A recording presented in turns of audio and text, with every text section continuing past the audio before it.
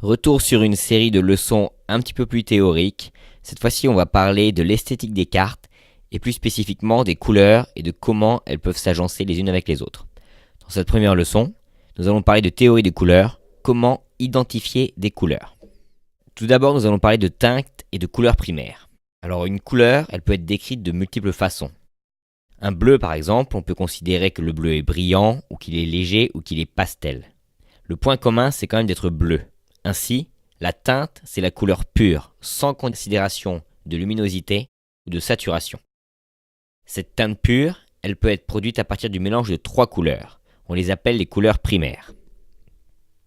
Selon qu'on mélange des pigments ou des filtres lumineux, ces couleurs primaires peuvent être différentes. Vous avez peut-être entendu quelque part que les couleurs primaires étaient jaune, rouge et bleu, et ailleurs que c'est plutôt jaune, magenta et cyan. En réalité, ça dépend de ce qu'on fait. Si on se contente de prendre de la peinture et de la mélanger, on a des propriétés chimiques différentes que si on prend une lumière avec des filtres de couleurs dessus, où là, on va utiliser d'autres types de couleurs primaires. Le noir, c'est le mélange des 3 couleurs primaires, quel que soit le trio qu'on ait choisi, et le blanc, c'est l'absence de couleurs. Par convention, on peut mettre ces couleurs sur une sorte de graphique. On appelle ça la roue des couleurs.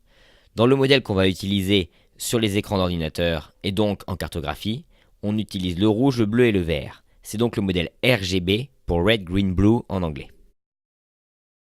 À partir de ces couleurs primaires, on peut créer les couleurs secondaires par mélange.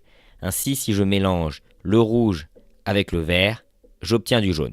Le rouge avec du bleu, j'obtiens du magenta. Et on les place aussi sur ce camembert pour constituer la roue des couleurs.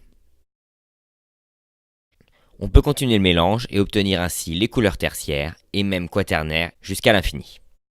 Ainsi, la roue des couleurs qu'on a vue à l'instant permet de générer une infinité de couleurs. Cependant, on ne peut pas donner des noms à toutes les couleurs. Rouge, magenta, jaune, toutes ces couleurs-là, on leur a donné des noms, mais on ne peut pas le faire pour toutes. Ainsi, on utilise 2 notations. On verra 2 notations, RGB et hexadécimale. Vous avez peut-être déjà vu si vous avez utilisé des logiciels où il y avait des couleurs, par exemple QGIS, on a 2 notations possibles, RGB et hexadécimale. Ces 2 notations fonctionnent de la même façon. Elles décrivent les quantités de chaque couleur primaire dans la couleur finale. Ainsi, si on regarde la notation RGB, on donne explicitement la quantité de chaque couleur primaire pour constituer la couleur voulue. 0, c'est l'absence de couleur et 255, c'est la teinte pure. Ainsi, on peut imaginer qu'on a 3 godets de couleurs rouge, vert ou bleu, et dans chacun de ces godets, on va mettre une certaine intensité de couleur primaire. Ainsi, pour le rouge, on a la notation 255, 0, 0, puisque notre godet va entre 0 et 255 par marche de 1.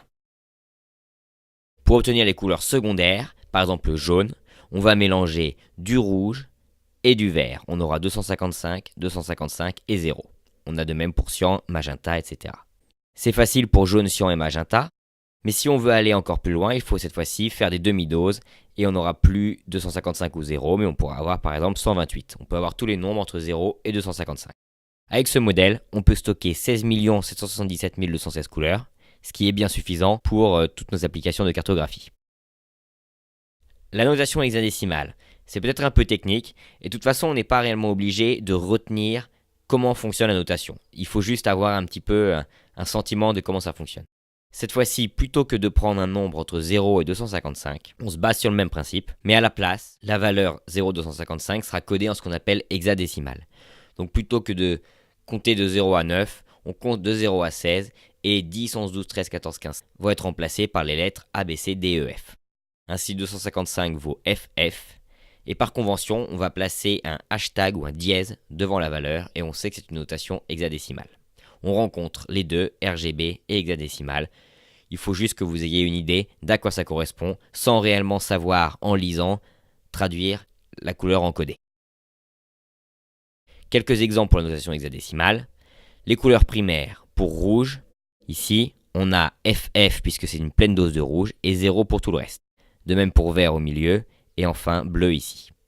On fait les mélanges, on a FF, FF, 00 pour jaune, qui correspondait avant à 255, 255, 0, etc. C'est la même chose pour cyan, magenta.